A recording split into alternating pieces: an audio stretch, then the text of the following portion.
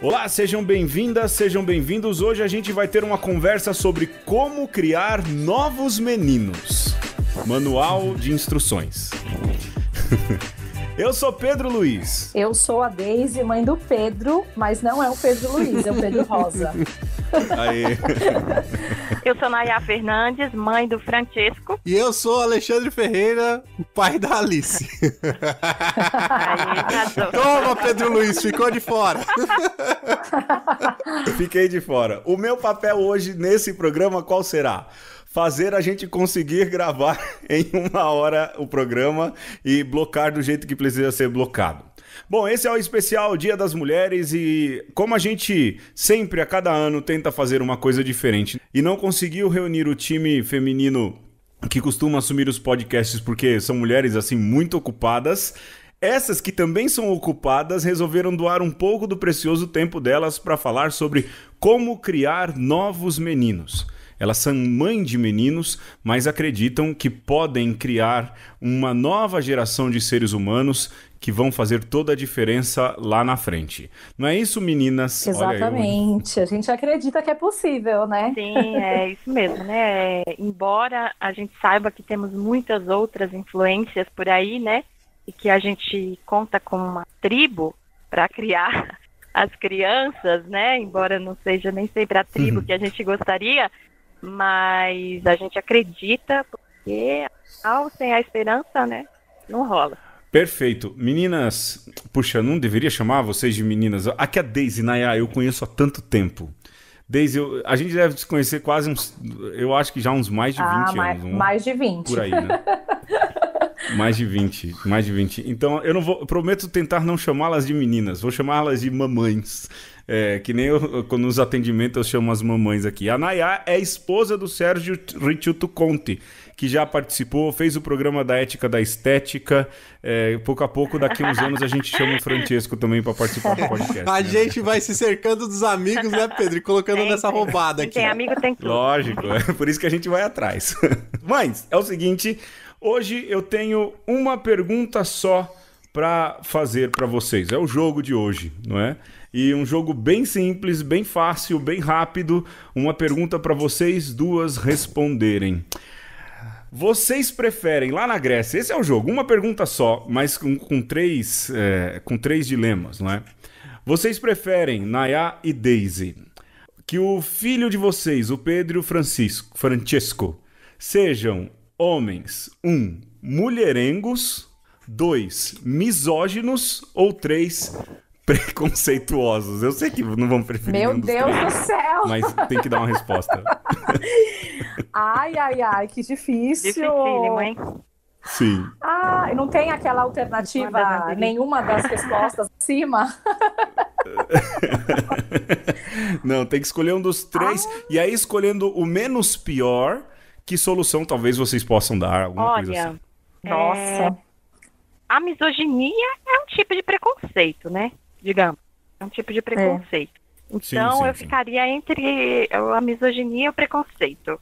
Porque eu acho que é mais fácil, será que é mais fácil de reverter, talvez, você tem mais dispositivos, até da lei, digamos assim, né? Que a pessoa pode se dar conta, se não for pelo amor, vai ser pela dor. Afinal, né, a lei, ela está aí para ser cumprida. E é claro que é dificílimo como você dizer isso, ou em algum momento querer que seu filho pague por algum erro desse tipo.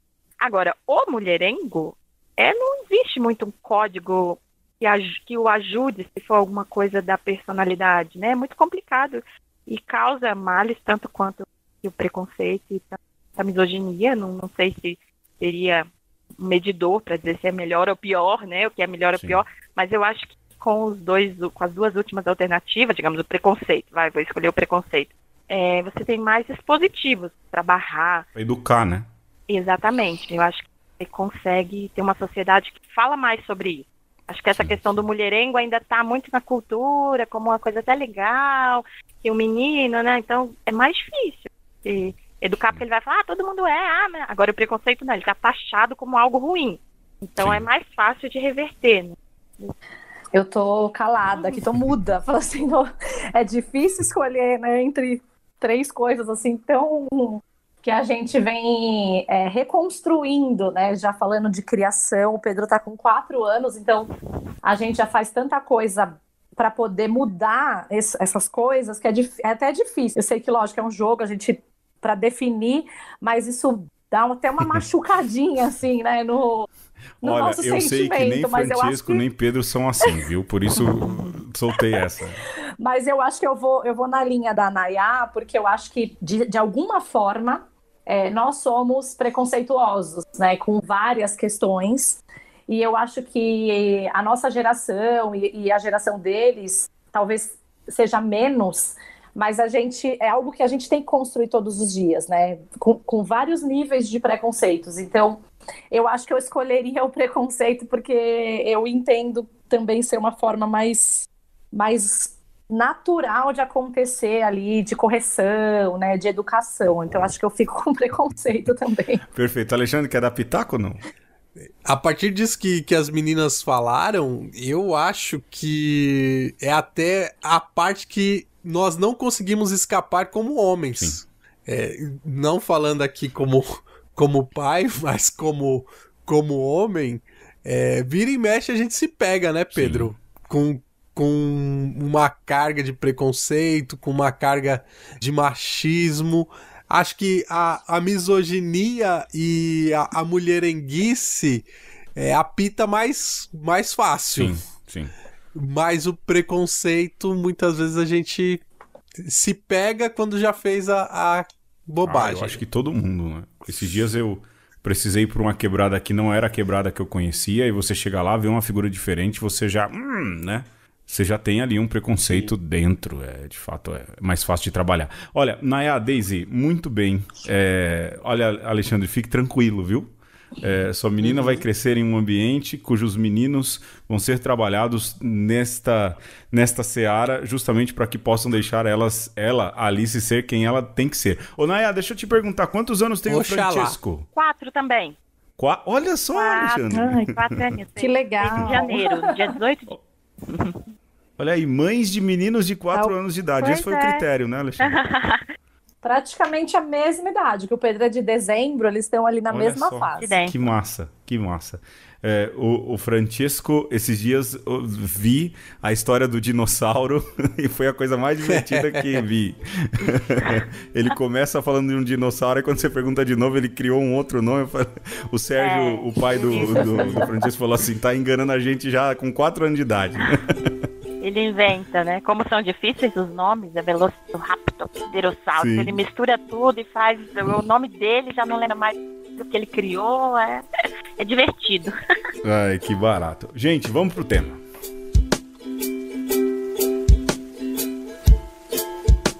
Dez lições para criar meninos melhores para o mundo.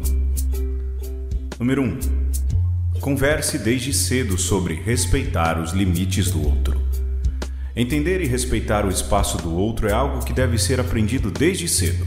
É importante que o pequeno compreenda os limites que existem entre o seu corpo e o seu espaço e o corpo e o espaço do outro.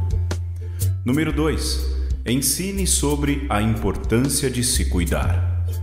Ensine seu pequeno desde cedo sobre a importância do autocuidado, de se alimentar bem, praticar atividades físicas e cuidar da própria saúde.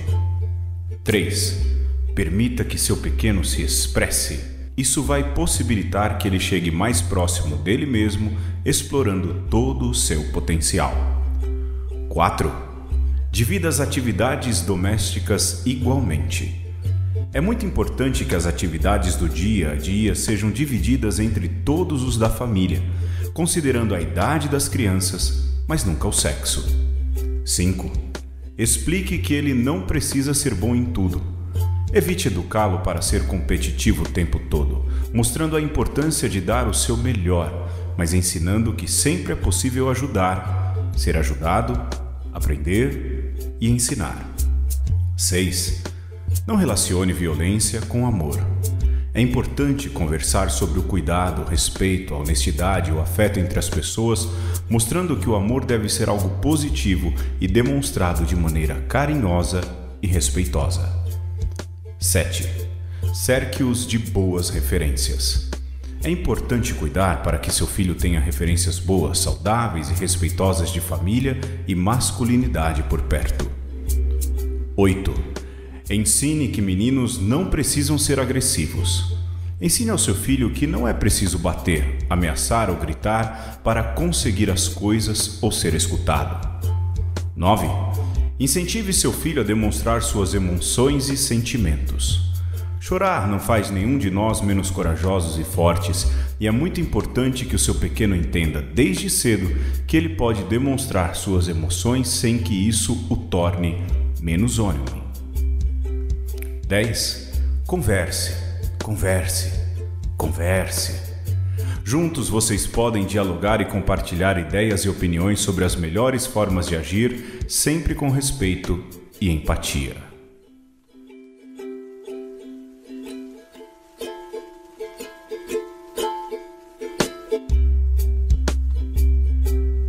Esse texto é da jornalista Ana Clara Oliveira, do blog Leiturinha. Muito bem, Nayá, Daisy, vocês querem se apresentar rapidinho antes de a gente começar as perguntas do bate-papo? Não pode ser, Nayá? Pode ser. Eu sou Nayá Fernandes, sou mineira, né? Estou por aqui em São Paulo há muitos anos, mais de 10 anos. Sou mãe só do Francesco, né? Meu primeiro filho, sou jornalista, sou também formada em filosofia, teologia, e agora estou estudando, apaixonadíssima por literatura, estou estudando poeta. O programa que eu estou, na PUC, um programa de literatura, eu só tenho professoras mulheres. E Sério? Foi o melhor curso que eu fiz até hoje na vida. Não sei se tem alguma coisa a ver, mas... Não sei se tem alguma coisa a ver, mas enfim, é isso. Não, isso é ótimo. No meu só teve em homem. Pois é, só mulheres, tristeza. todas mulheres, não tem nenhum professor. Bom, eu sou a Deise, eu sou casada com o Anderson, a mãe do Pedro. Só tenho o Pedro também de filho, mas eu sempre gosto de dizer que eu tenho os meus 2 sobrinhos, né, que é o Gustavo e o Leonardo, que estão com 16 anos, e a gente acaba eu tenho uma responsabilidade grande sobre a criação deles, né? O Pedro conhece um pouco a história da nossa família, e tem uma experiência boa também nesse movimento de criação de meninos. Eu sou formada em administração, eu tenho uma pós-graduação em gestão de negócios, então eu trabalho na área de negócios, trabalho com seguro, e eu voltei a estudar também. O ano passado comecei a fazer uma outra especialização num tema bem interessante, que é pedagogia da cooperação e metodologias colaborativas. Então eu tenho tido matérias assim incríveis com um olhar mais colaborativo, né, não só para o mundo do trabalho, né, mas também na verdade é um assunto que pode ser utilizado para o mundo inteiro, né? E Todos eu tenho aprendido muita coisa, e muitas coisas tenho conseguido colocar em prática em casa. E aí eu tenho curtido bastante estudar sobre essa cultura de parceria, de colaboração. Tenho lido bastante sobre isso, sobre a CNV, que é a comunicação não violenta, que faz parte, né, de um dos módulos. E tenho gostado bastante, assim, tem sido um movimento bastante importante na minha vida pessoal e também profissional. E acho que é isso. Muito bem, comunicação não violenta. Olha, precisava ter isso aí como matéria básica nas escolas ultimamente, viu? Exato, exatamente. Me digam, como foi a notícia, a preparação de imaginar que vocês iriam ser mães de meninos? Eu imagino, assim, dos 3 aqui da conversa, eu não sou pai, não é? Isso não está no meu cenário, mas eu imagino que a notícia da maternidade foi uma alegria muito grande e tudo. Mas pintou algum tipo de preocupação, alguma coisa nesse sentido? Ou já ali no ventre, algum tipo de planejamento? Olha, vai nascer um menino, não é? Na sociedade em que a gente vive, eu sou mulher, eu sei como passa. Rolou esse ser mãe de menino e um planejamento da educação dos meninos aí, do Francesco, do Pedro, na saída, ou as coisas foram acontecendo como foram acontecendo?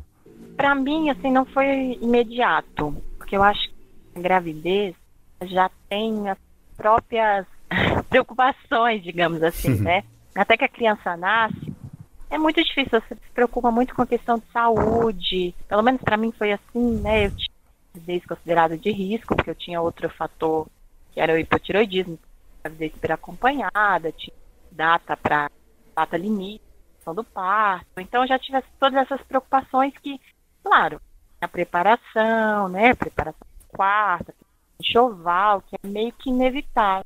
O gênero nunca fez parte da preparação, nunca pensei sobre isso. A não ser que você escolha não saber o sexo, né? Não saber se é menino ou menina. Muita gente escolhe, não foi o meu caso. Estou muito curiosa e ansiosa também, então acho que eu não ia aguentar. Mas, assim, eu senti muito parte das pessoas. Sabe aquelas opiniões? Tipo, ai, que legal, menina é mais fácil, porque menina é mais barato. Menina é mais barato. Ai, a menina você não tem que cuidar tanto. Então eu senti assim, muito essas opiniões, né? Eu, Sérgio, pensamos muito de cores, tanto que até hoje a cor preferida do Francisco é vermelho. Olha aí. Graças a Deus não é azul. Nossa, do Pedro não também. É azul. Mas a gente também nunca bloqueou isso.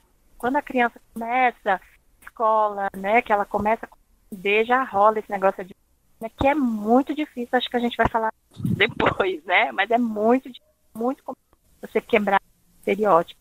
Mas acho que uma coisa que foi muito interessante falado assim, é que quando o Francisco nasceu, logo depois, eu comecei né? Trabalhava fora e o Sérgio não.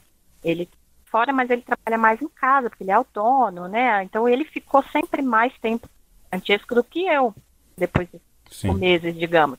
E muitas pessoas falam, mas como você tem coragem de deixar o seu filho com ele? Eu falava, gente, com ele quem? Ele é o pai, pelo amor de Deus.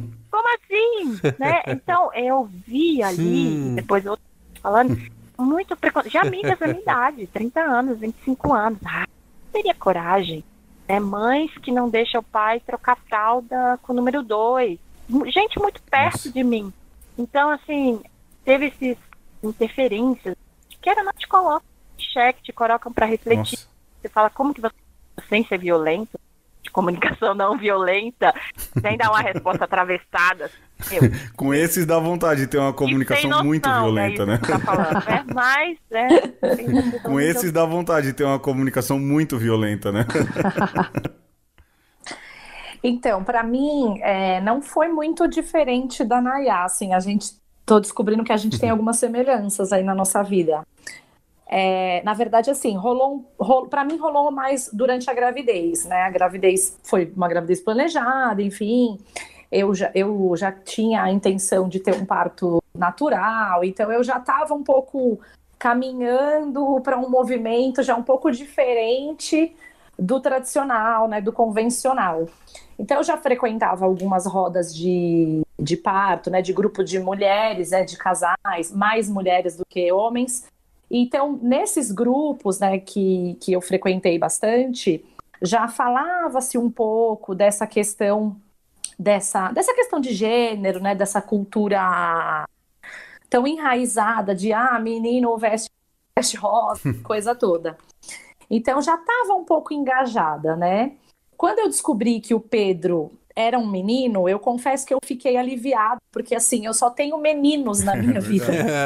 Todos os meus sobrinhos são homens, então eu tinha uma certa preocupação de falar, eu acho que eu vou saber criar uma menina, né? Porque eu nunca fui uma menina muito menina, então eu já pensava assim, nossa, gente, eu não vou saber ser essa mãe delicada, né? Que isso também é um padrão, né? Que a gente acha que tem que seguir por ser uma menina.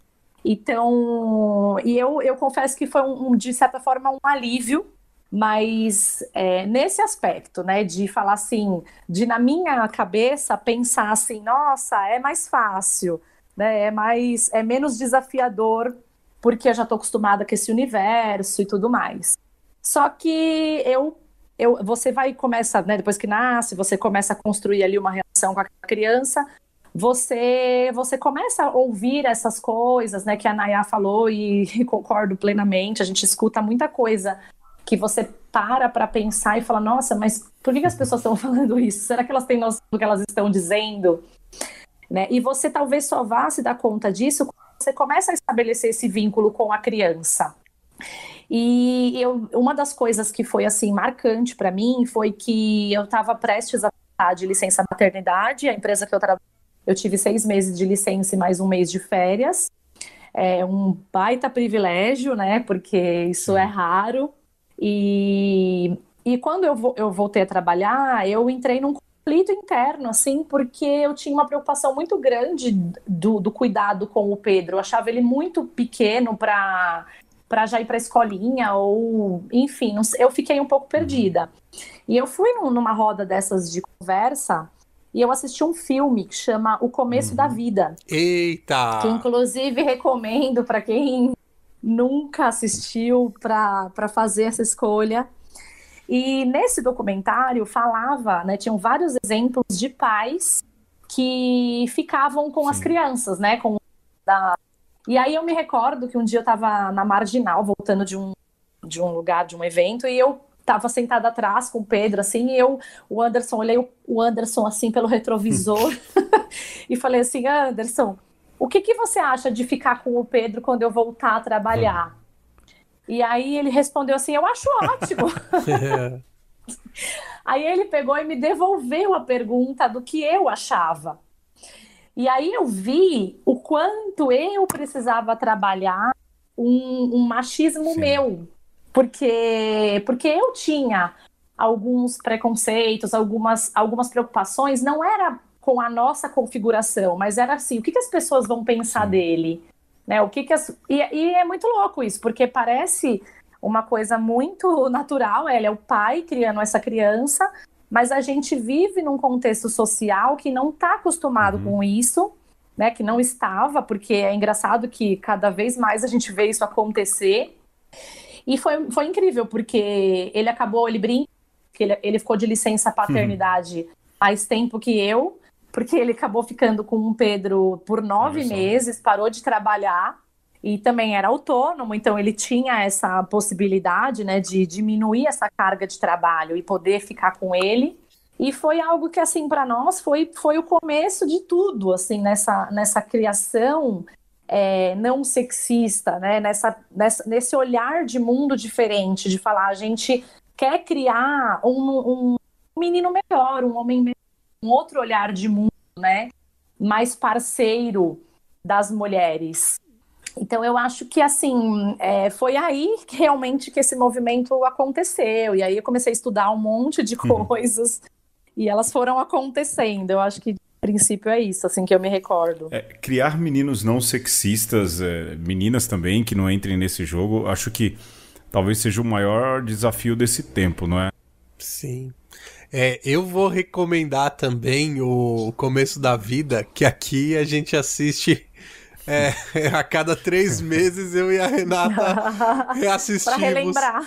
No Netflix, assim, com direito a um chorinho e tudo. Não tem como não chorar. É muito legal. E, assim, das histórias, é como as coisas acontecem, né? Da história da Nayá e da Daisy, a gente já percebe que vocês já saem na frente porque as avós paternas do Pedro e do Francesco já começou o trabalho lá atrás. Porque olha só 2 homões aí que essas mulheres têm. Pois é. E aí a gente lida com o outro lado da coisa, né? Que é o machismo. Hoje eu escutei uma história tenebrosa de uma menina que foi abandonada pela mãe e o pai, né? Eu escutei essa história e falei, nossa, mas e o pai? O pai tava naquela ex-namorada, ex-filha. Nossa. E achou assim, esse não é um problema meu, né? Vocês falaram bem do machismo. Exemplos aí não faltam. Agora, surgiu aí, digamos, um efeito colateral que talvez seja até um antídoto. E aí eu acho que vocês podem falar melhor sobre isso, que é o feminismo. Como vocês, diante da criação dos filhos de vocês, lidam com a questão do feminismo? Se é uma referência, se é uma coisa que vocês passam ao largo da vida? Então, eu vou voltar um pouquinho, porque eu acho que é interessante, porque o Alexandre falou de um caso extremo, que é o abandono. Mas eu acredito no combate, digamos assim, se essa é a palavra, se combate é melhor, educação contra o machismo, nos detalhes. Porque eu vivenciei, ouvi muita coisa, vou dar exemplos, que os exemplos nos ajudam, no dia a dia. Tipo, colega meu de trabalho, de mesa, vai nascer o filho. Eu vou comprar fraldas, né? Você tem essa coisa da fralda, que é mó legal, porque salva a vida. Qual fralda mesmo que vocês preferem?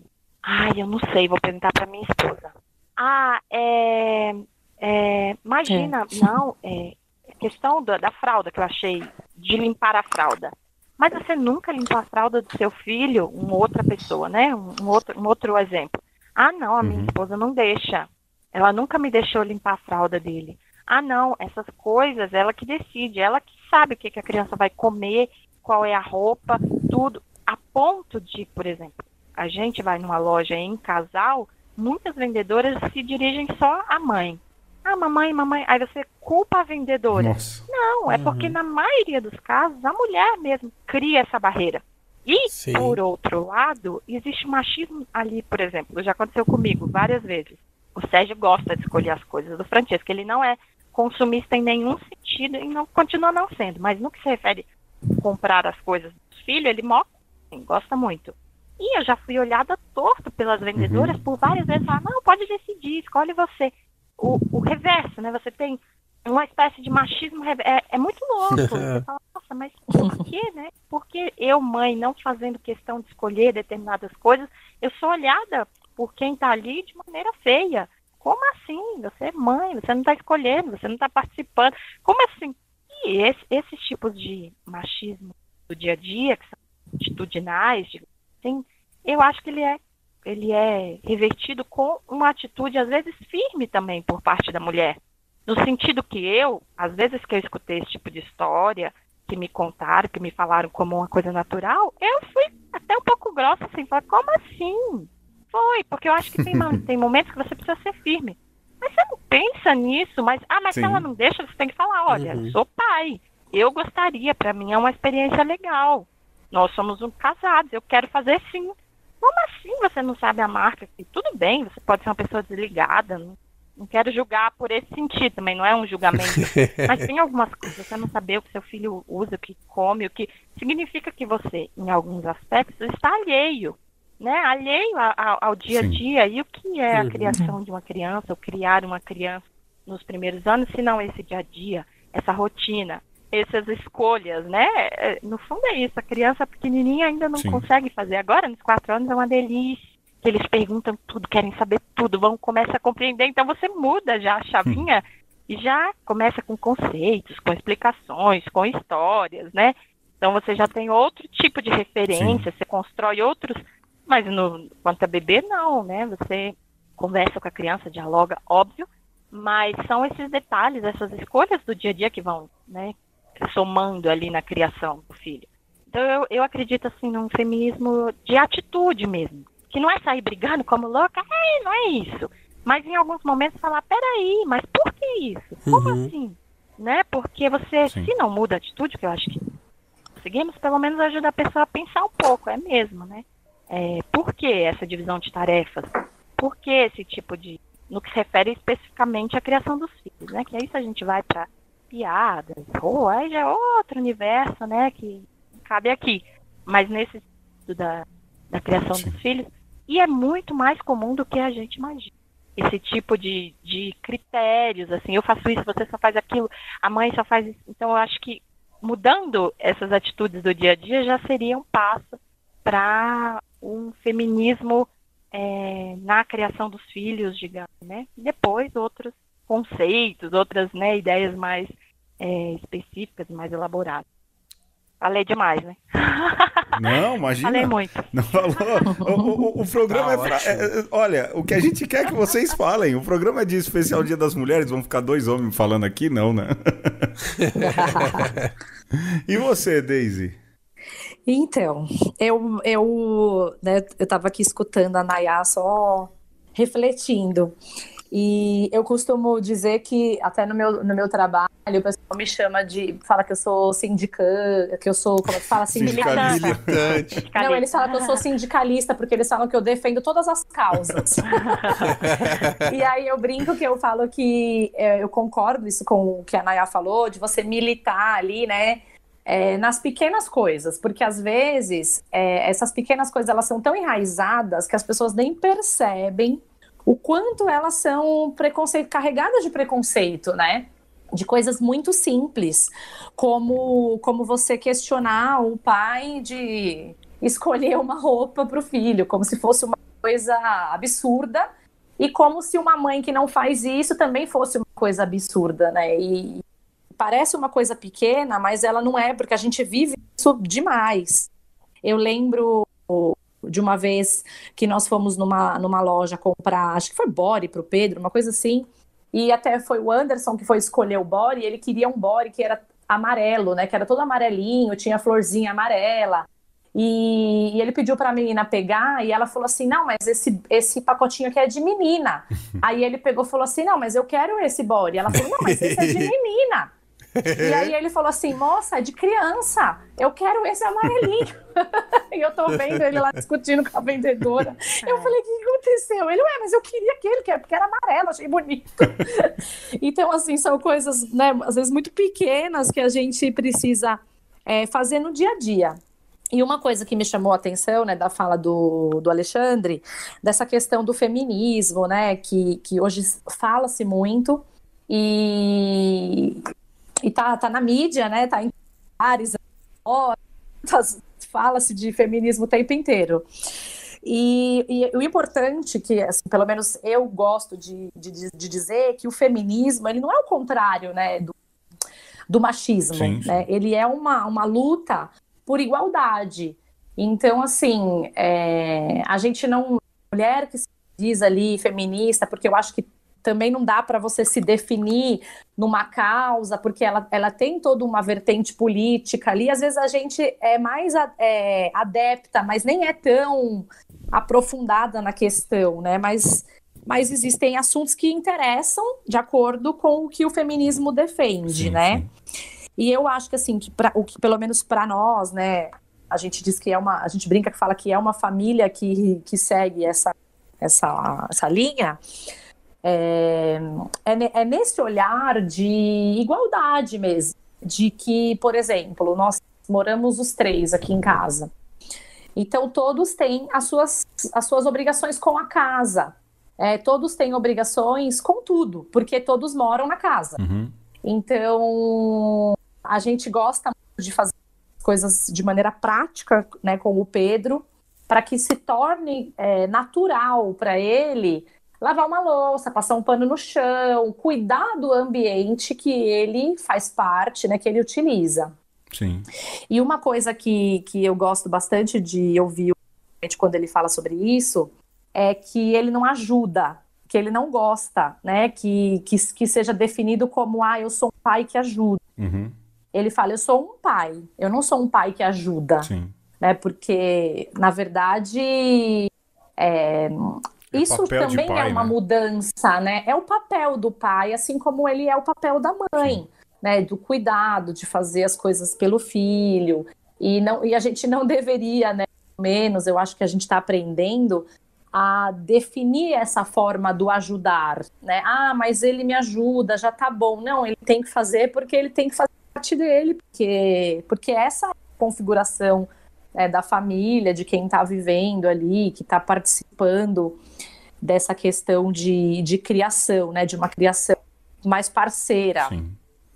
Eu acho que é isso. Olha... Passa tanta coisa na cabeça, vai falar, a gente dá um... Não, é sempre assim. E quando a gente mandar o programa pronto pra vocês, antes pra vocês revisarem, as duas vão mandar uma mensagem dizendo era pra eu ter falado tal coisa. É normal. Pior que é. Né? Olha, eu acho que o Alexandre definiu muito bem o feminismo como antídoto ao machismo. O machismo é muito ruim, é muito prejudicial, e eu sentado nos bancos ouvindo o povo, em específico as mulheres e também os homens, sei o quanto isso é mal e precisa de um antídoto. E aí, fala Alexandre, acho que definiu bem, é um antídoto ao machismo. Sim. E lógico que tem... Uma ótima definição. Sim, sem dúvidas. E olha... precisa desse antídoto. Bom, só pra gente não perder tempo, porque o programa precisa andar. Ô Naya, qual é a música favorita do Francesco? Ele gosta muito de um CD de um grupo que se chama, é desconhecido, se chama Inhambuzinho. Inhambuzinho. É um grupo, Inhambuzinho. Inhambuzinho é um pássaro, né? É um grupo de Minas Gerais que tem um CD que se chama Bichos de Cá.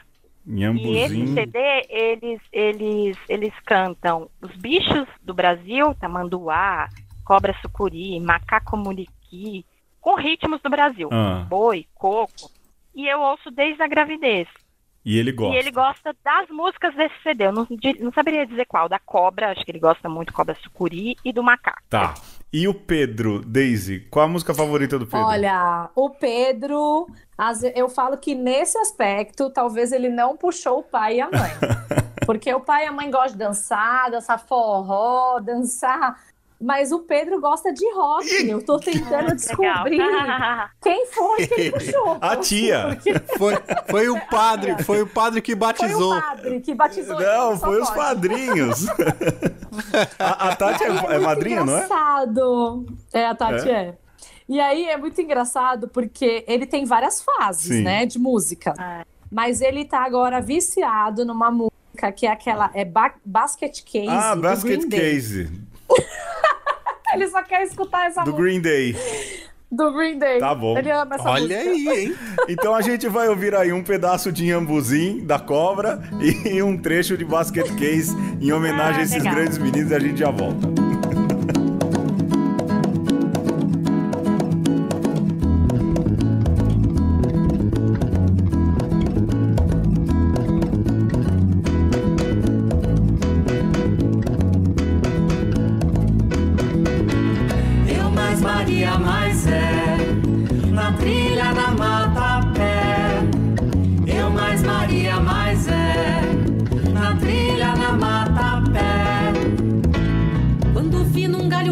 Bicho enorme dando um salto, suspenso pelo rabo, tão bonito e engraçado. Olha lá!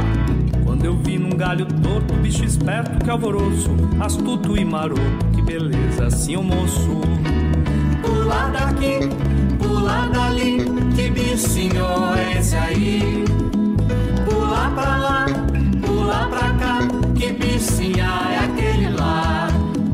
Pula daqui, pula dali, que bichinho é esse aí? Pula pra lá, pula pra cá, que bichinha é aquele lá? Eu mais Maria, mais paramos pra ver quem é. Eu mais Maria, mais paramos pra ver quem é. Um danado tinha outro embolado, belo em rosto, era cria que barato, agarrada no pescoço. E atrás vinha mais outro, e mais outro, e mais outro, um bando passeando, coisa linda, senhor moço. Pula daqui, pula dali, que bichinho é esse aí? Pula daqui. Sometimes I give myself the creeps. Sometimes my mama tricks on me. It all keeps adding up. Think I'd break it out. Yeah, I might just be annoyed. Yeah.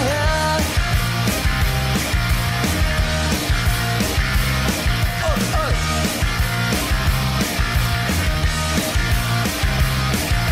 Grasping to control, and so I better hold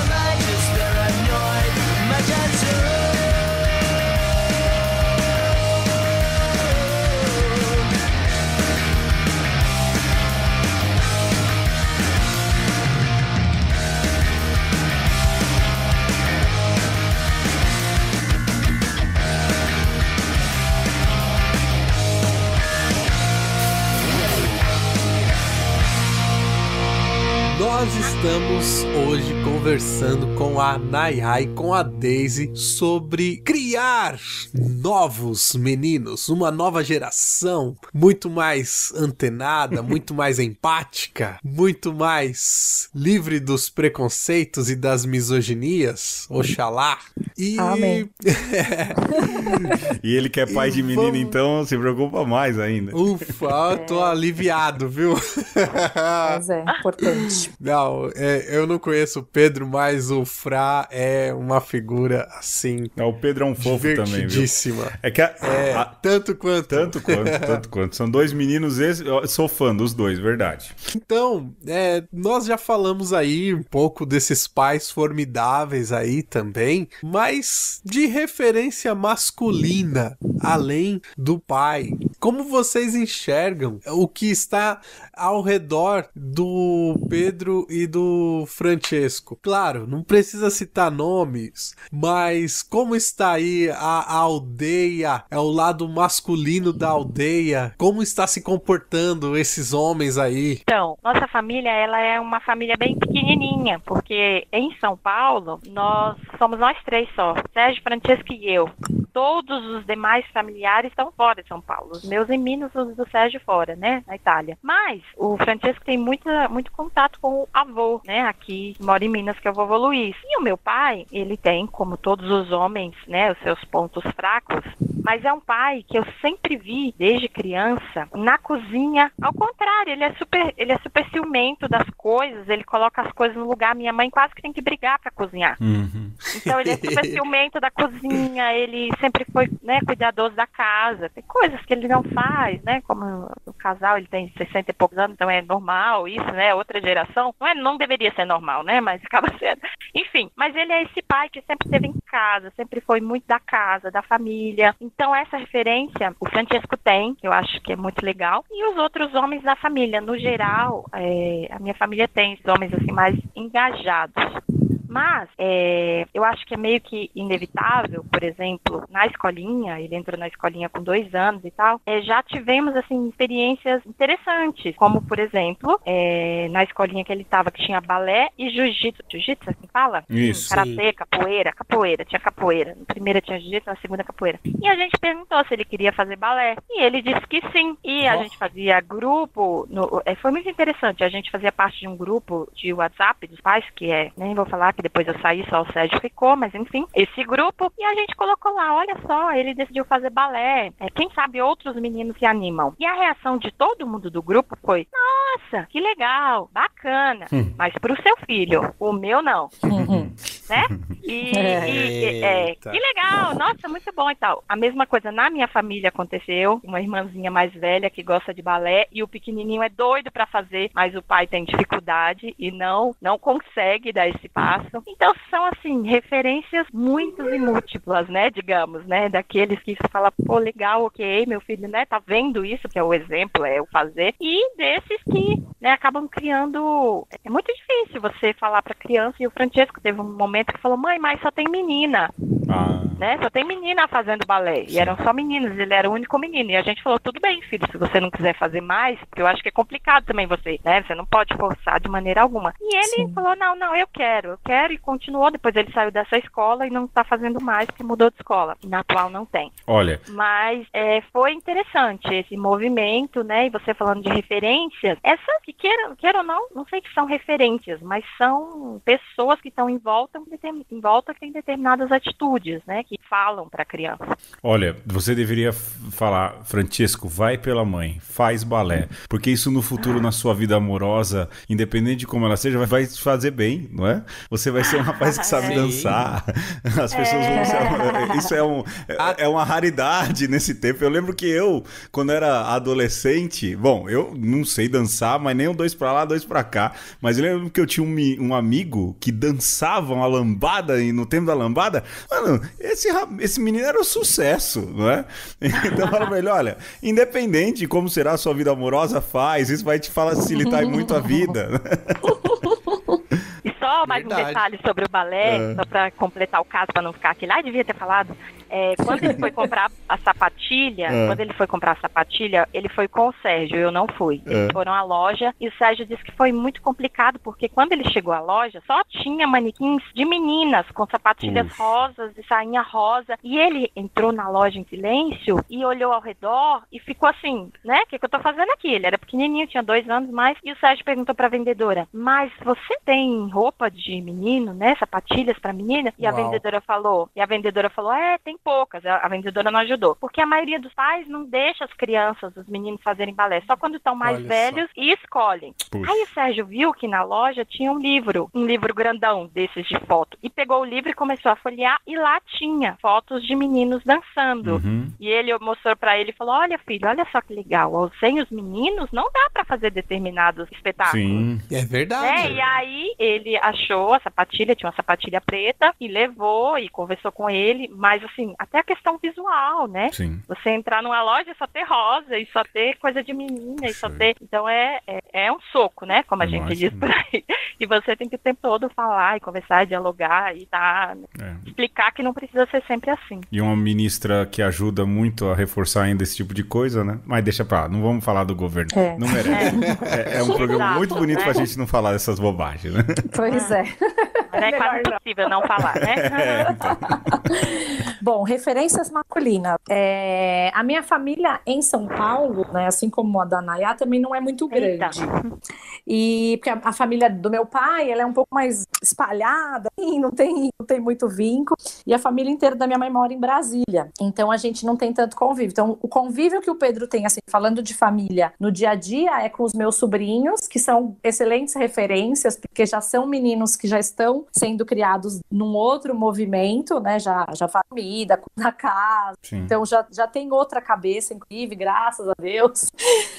Então os papos são bons e ele vê isso legal. E o pai, né? O Pedro conhece, o pai militar, reformado. Então, assim, teve uma criação muito diferente da criação que a gente dá pro Pedro. O maior coração que eu já conheci na vida. Exato, tem um coração maravilhoso e sim, a gente tá vivendo um momento muito maravilhoso. Acho que eu nunca disse isso pro meu pai, ele vai ter que escutar o programa pra saber. Que o que acontece? Como o Pedro fica no período da manhã com os meus pais e vai à tarde pra escolinha, o meu pai tá tendo a chance, porque ele não teve a chance de ser pai realmente de nós três, né? Minha, do meu irmão, da minha irmã, porque a vida era muito diferente, era um tempo. E hoje ele tá tendo essa idade. Então, assim, eu vejo meu pai fazer coisas que, na verdade, ele não fez por nós. Então, assim, ele limpa o Pedro no banheiro. O Pedro teve situações de vomitar, passar mal, o pai ter que cuidar dele ali, entrar no chuveiro com ele pra tomar banho. Ele tem um cuidado com ele muito grande e isso pra mim, tem sido uma boa referência masculina. Apesar de a gente ter várias divergências com essa relação de criação, ele tem um respeito muito grande pela nossa escolha, né? Pela minha escolha do Anderson. E eu percebo um esforço muito grande nele em tentar mudar essas coisas nele também. Olha só. Devagarinho, mas assim, dele poder criar o neto, ele também tá ressignificando algumas coisas nele. Então isso também é muito significativo, porque isso traz pra mim uma fala que o Alexandre falou, né? Dos pais, que eles foram, pelo menos o Anderson, teve uma criação já muito diferente. Meu sogro e minha sogra realmente são muito amorosos, mas o Anderson, na verdade, era um homem que foi criado também de maneira machista, que não fazia nada, que não tirava um garfo da pia, não sabia fazer absolutamente nada. E então isso também é um processo que ele pode ser aprendido, né? Então os homens precisam ter coragem de quebrar essas barreiras e falar, não, eu quero participar, eu quero fazer diferente. E é o dia a dia que vai modificando isso. A gente tem conversas muito legais sobre essa questão, do quanto é importante ele resseguir coisas que ele fala, coisas que estão sendo feitas, para que o Pedro possa ter realmente um exemplo ali vívido, né, de ver aquilo. Então, não é, né, também tem a criação aí que está sendo criada, mas é possível mudar, né, porque desde que a gente casou, ele vem mudando, né, os conflitos do momento foram trazendo essa dança. Para deixar o governo bravo, vamos citar Paulo Freire, lembrar que A educação é esse processo dialógico, né? Exatamente. Ninguém só aprende, ninguém só ensina, né? É só um processo dialógico, falou tudo. Você falando de Paulo Freire, eu só tô com Paulo Freire na cabeça há alguns minutos, porque recentemente eu tive a alegria de entrevistar a esposa, a viúva dele, né? Anita Freire. Eita, conta essa história. E aí eu fui na casa dela, né, e tal, e é uma entrevista que já foi publicada até, eu acho, na Família Cristã, sobre o Dia da Mulher. Então, eu comentei, né, perguntei pra ela sobre essa questão do feminismo em Paulo Freire, que é algo pouquíssimo falado, né, a gente tem o Paulo Freire como referência de educação. E ela me falou o seguinte, que eu achei, assim, espetacular. Ela falou, olha, Paulo, sentado nessa poltrona que eu estou, né, ela estava sentada na mesma poltrona que ele sentava, refletia muito. E quando ele terminou de escrever Pedagogia do Oprimido, que é o livro conhecido, ele recebeu muitas cartas. Ele recebeu muitas cartas. Ele veio dar boa noite, gente. Boa noite, Pedro. Boa noite. Hoje é boa noite. Ai, tá óbvio. Todo mundo dando boa noite pra você. Boa noite, amor. Vamos lá, E ele recebeu muitas cartas de mulheres do mundo todo falando da linguagem, porque ele usou no livro homens, e não homens e mulheres. E ele falou que essa questão da linguagem é muito complicada, porque na época ele realmente não pensou. E ele fez uma autorreflexão crítica sobre isso. Ele falou, sim, a Anitta me contou, né? Eu sou filho de uma mãe extremamente machista, que não me deixava entrar na cozinha. A minha primeira esposa também seguia esse mesmo padrão. Então, eu sou um homem. E eu preciso aprender com as mulheres a mudar isso. Mas eu reconheço que, sendo fruto da família e da sociedade que eu sou, eu não poderia ser outra coisa. Sim. Mas eu quero tentar mudar. E nas próximas edições dos livros, ele foi escrevendo para todos os editores, assim que o livro foi publicado, foi ficando famoso, para mudar essa linguagem no livro, né, no Pedagogia do Oprimido, e a partir daí ele começou a pensar na linguagem, que ele nunca tinha pensado, que a linguagem também podia ser machista. Sem dúvida. Então é muito legal isso que a Deise falou, né, que é um aprendizado. Se o próprio Paulo Freire se reconheceu machista e aprendeu e foi mudando ao longo da vida, né, quem não, né? Sim. Então, assim, é interessante, achei muito legal isso. Ela falou, né, que ele reconheceu que eu sou machista mesmo e preciso tentar mudar isso de alguma forma. Eu acho que estar disposto a aprender é o fundamental, mano. E às vezes se colocar no lugar do outro. Eu vejo isso nas gerações mais velhas, não é? Naqueles que são mais velhos, quando são abertos a ouvir e você dizer, olha, mas não é assim que fala, não é assim que pensa, experimenta se colocar no outro lugar. Geralmente as pessoas se permitem, né? O ruim é quando já acha que sabe tudo, que não precisa saber mais nada. E esse é um fenômeno do machismo, né? Assim, de homens que querem ser uber homens, uber machos, né? Machos alfa. Mas eu acho que se permitir, não é, ser corrigido, aprender, seja fundamental para se mudar as coisas. O problema é quando acham que sabem tudo, né? E tem mais uma referência masculina que é bacana, assim, que eu gostaria de citar, que o Pedro, ele tá tendo a oportunidade agora esse ano, é que o professor dele desse ano é um homem. E é muito... Nossa, eu fiquei assim, eu adorei, fiquei sabendo que era o professor, que ele é o único professor de educação infantil que tem na escola, e quando eu fiquei sabendo que era ele, eu fiquei, assim, muito feliz, né, porque eu falei, cara, o Pedro era o que faltava ali, né, nessa infância, ele vivenciar a experiência de ter um professor do sexo masculino, né, e entender que os homens cuidam, que os homens dão afeto, que eles pegam no colo, que eles acolhem o choro, que eles brincam, que eles fazem tudo isso. E é incrível, porque esses dias eu fui levar ele na escola, que ele tinha tido dentista, e normalmente quem leva ele pra escola todo dia é meu pai. E aí eu fui levar, porque dia eu consegui levar, e eu cheguei na escola, e tem uma porta de vidro, e as crianças correndo lá no espaço da natureza, lá que tem lá no meio do mato, e o professor dele estava sentado num pedacinho de concreto com uma criança no colo, que é o da turma turma do Pedro, amigos nossos, inclusive, e eu queria estar com o meu celular naquela hora, porque eu queria ter tirado uma foto e falei que eu ia escrever um texto lindo sobre aquilo. E eu vi aquela cena da criança ali, tava chateada por alguma coisa, foi bem no pós-carnaval, devia estar chateado de ficar 5 dias em casa, né, e ter que voltar pra escola. E o professor tava ali com ele fazendo carinho, e eu falava, isso daí não tem preço, né? E o professor do Pedro, ele já tive a oportunidade de ouvir ele falar que ele sofre muito preconceito. Eu imagino. Porque quando ele vai fazer cursos, quando ele vai fazer coisas da especialização dele como pedagogo, ele recebe vários olhares tortos, assim, de mulheres. Sim. Né? Porque não é como um professor hétero mesmo, né? Que dando aula, né, ali para crianças, né? Para criança. Então, e ele fala muito sobre isso, que ele sofre esses preconceitos. Então, é um desafio, né, que ele também tem que trilhar ali como profissional. E eu fiquei assim, acho que vai ser uma referência masculina desse ano incrível, acho que na vida dele. Sim, sim. Agora uma pergunta para vocês, assim, já para terminar, hein? Eu creio que ser mãe de menino e ter toda essa preocupação de criar meninos diferentes, não sexistas, com a cabeça diferente, dispostos a abraçar a personalidade deles conforme a personalidade for se desenhando, eu creio que vocês tenham medo de influências externas futuras. Sim ou não? Por exemplo, escola, conhecer amigos, o pai de um amigo, a família de um amigo. Eu sei que a gente acaba se cercando também de gente que a gente sabe que vai ser boa influência, não é? E a gente, por exemplo, eu deixei de colar com muita gente, viu, Daisy? Assim, da nossa época, a Daisy, normal. Né? Muita gente da nossa época que eu falei, olha, esse é o tipo de gente que eu não quero mais, nesse estágio da minha vida eu não quero mais, não é? Exato. E conheci muita gente que pra mim é um presente, por exemplo, a Nayá, o Sérgio, não é? Você vai sendo mais seletivo.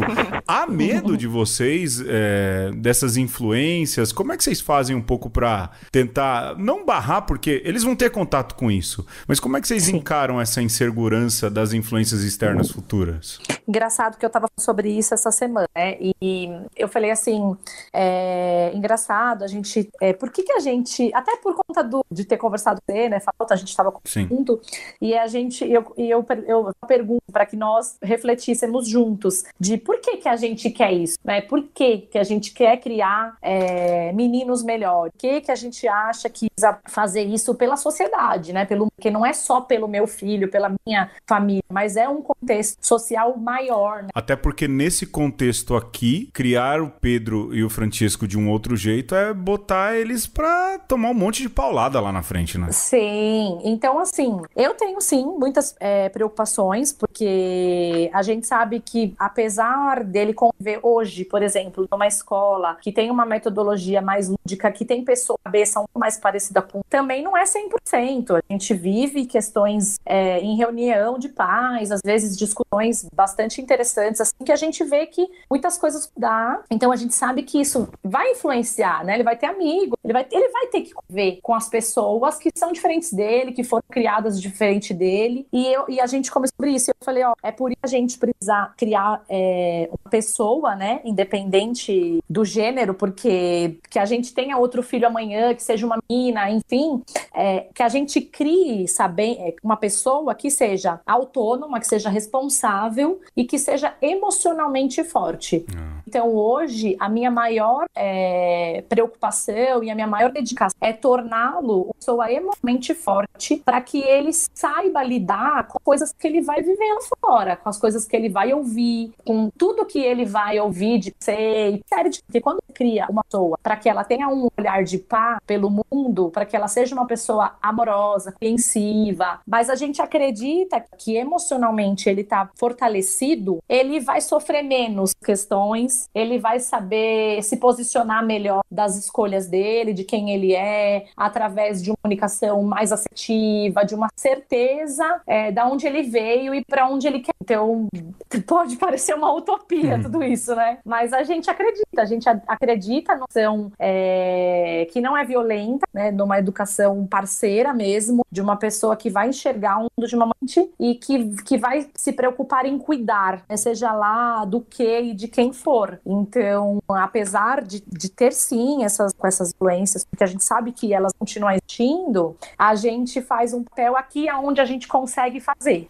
Então, aqui é onde a gente consegue fazer ele. Então, lá fora, as chances dele sofrer serão menores, né? Se frustrar, ele vai se frustrar, porque faz parte da vida, vai enfrentar pessoas diferentes, realidades diferentes, mas vai estar ido pra ir e voltar, né? Sim. Vai ficar resiliente. Vai, mas volta. E sabe que vai ter um lugar pra voltar, né? Sim. E sabe que tem aqui, né? Vai ter sempre o ninho de volta aqui pra se fortalecer também. Olha, eu confesso que quando, em 2018, a gente teve o resultado das eleições, eu pensei, onde é que ele vai? Nesse país que teve essa escolha. É muito complicado, né, assim, você pensar, né, e eu não sei se vocês viram que tipo de, né, eu conheço o Pedro e o Alexandre. Não, a Deise tá em casa. Você tá em casa, aqui você tá em casa. Aquela sensação de você andar na rua, andar na escola, chegar nos lugares e falar, nossa, será que ele votou em quem? Será que ele votou em quem? Né? Eu acho que todo mundo viveu e a gente pensa, nossa, eu, por exemplo, eu e Sérgio, a gente viveu uma situação que vale a pena falar, porque a gente tirou o Francesco de uma escola particular de bairro e o colocamos numa EMEI, agora que ele fez 4 anos. E eu estava com muita dúvida, com muito preconceito em relação à escola pública. Sim. Porque a gente sabe, mas convive com todo tipo de gente, mas tem muita criança na turma, mas olha, eu estou a cada dia me surpreendendo positivamente. Por quê? Na primeira reunião que a gente foi, a diretora falou, olha, aqui a gente tem uma caixinha mensal e a gente recolhe doações dos pais, porque todos os passeios que nós fazemos na escola, ou todo mundo faz, ou ninguém faz. Sim. E na escola particular, assim, olha, a cada semana, você vai pagar os ovos de Páscoa pra você receber o coelhinho, sim ou não? Se não pagar, nem venha na escola, porque se você não pagou, o coelhinho não vai dar ovo pro seu filho. Nossa. Olha, vai ter um passeio assim na fazendinha, que vai ser o passeio X, você vai pagar. Quer dizer, essa coisa da classe, do financeiro, que diz muito, sim. Quer dizer, é muito diferente de você ter uma escola onde as relações são iguais, né? E não só, assim, inúmeras questões que está nos mostrando de, nossa, a gente está vislumbrado e estamos muito felizes, porque a gente é recebido na escola, a gente participa, a gente percebe tudo que ele faz, e não só. Você vê que tem um movimento diferente, né, de referências ali para ele está crescendo com muito mais diversidade. Então, eu acho que é inevitável essa questão das referências, eu acho que é uma luta que a gente começa perdendo, mas eu acredito muito, o tempo que você vive com a criança, ele é muito importante, e ele vai formar, né, a criança, como a Deise já falou, para a vida, para as escolhas, para tudo, né, vai ser, escolher e viver futuramente. Então, eu confesso que eu tenho medo, sim, eu me sinto assim, né, às vezes numa batalha, porque a gente tem tempos muito loucos, muito sombrios, muito complicados, né, e você às vezes acha que está falando a mesma linguagem com a pessoa e, né, e fica decepcionado por N razões, sim, ou às vezes falsas escolhas no sentido da lado, mas no fundo as escolhas é todas para um outro lado e você fica meio perdido. Então eu confesso que eu tenho medo, sim, mas eu sempre penso assim, poxa, eu sobrevivi. Sobrevivi, né? Porque não é que no tempo dos meus pais era tão diferente. Eu, né, cresci numa família super simples, estudei escolas normais, públicas, tive referências ao longo da vida nas quais eu fui me apegando e tô aqui. Então, porque o meu filho também, né, não vai ser muito melhor que eu, com certeza, né? Eu tenho essa esperança, embora tenha também muito medo, né? Eu não posso ser cínica e dizer não, porque a família, né, porque a gente incentiva, ele vai, né? Porque temos milhares de casos aí que os pais, né, tentam e tal, e os filhos vão por outros caminhos. Sim, pode acontecer, então, eu acho né? que, eu acho que é você fazer tudo que é possível, né? Sem neura também, porque senão você entra numa neura. Sim. Tem que ser assim, né? Sem neura, porque não ajuda, mas apontando e ele vai ter essas escolhas nesse caminho. Eu acho que uma coisa que ajuda muito é a arte. Eu acredito muito na arte. Sim. E o quanto a gente pode levar o Francesco em teatro, em show, em livro e coisa, a gente, sabe, gasta o que tem e o que não tem pra fazer isso, porque eu acredito que isso é muito importante. Eu acho que isso são referências, já que a gente tá falando de referências, sim, que marcam, que ficam, que ajudam muito. Então eu acredito muito nesse caminho. O Frá tem uma casa extremamente artística, né? Que a Deise, literária por parte da mãe, o pai é artista plástico, é musicista. Que delícia. Então, já tô com vontade de conhecer. Pois é. E outra, Deise, ela é da Zona Norte. Olha só. Legal. Então, ó. beleza. Tudo bem que eu tô em São Bernardo. Mas originariamente é da Boa e Velha Zona Norte, Zona né? Norte. Vamos marcar esse rolê aí. Vamos colocar esses meninos pra brincar. Ai, gente, aí. olha. Alexandre, você tem alguma coisa pra falar, não? Eu só tenho que agradecer essas duas mães espetaculares e mandar um beijo aqui pra Rê, que não pôde estar conosco por razões de Maternidade. Alice. Beijo, Renata. Beijo, Renata. Tamo junto, Renata. Beijo, Renata. Beijo na Alice. Aí, valeu. E é isso, né, Pedro? Agradecer ao Pedro aí que fez a conexão com a Daisy, que não conheço pessoalmente, mas já curto pacas. E a Nayá aí por ter topado aí. Eu fiz uma confusão com datas com a Nayá, mas deu tudo certo, então tá bom. Acho que sim, né? Deu tudo certo. Ainda bem. Olha, eu também queria agradecer muito a Daisy e a Nayá. Pra mim, colocá-las em contato é uma missão de vida, porque eu falo, o nosso trabalho ultimamente é conectar gente boa. E quando a gente pensou nessa pauta, eu falei, olha, eu tenho uma mãe aqui, o Alexandre, vamos chamar a Nayá, e também a correria da Renata, tudo com a vida. Deu certo. A gente quer agradecer muito você, Daisy, você, Nayá, por cederem o tempo de vocês. Isso vai ficar aí agora na internet durante muito tempo. Encontrem-se aí nas redes sociais e obrigado pelo belo testemunho que vocês deram aí de maternidade. Eu tenho certeza que o pai da Alice hoje à noite vai dormir pelo menos um pouco mais tranquilo em relação ao futuro dessa pequena, não? Vai sim, porque tem muita gente nessa jornada. Aí. A gente nós não somos as únicas. Eu tenho várias amigas, mães, meninos que também seguem essa mesma linha e é muito legal saber que a gente tá fazendo um pouquinho diferente, né? Um mundo melhor para mulheres. A gente merece um mundo mais justo, né? Mais seguro. Amém. É isso, Amém. Eu que agradeço. Obrigada pelo convite, pela oportunidade de contar, de falar. Eu adoro falar, viu? Adoro ouvir a história e adoro contar a história. Então... Eu também.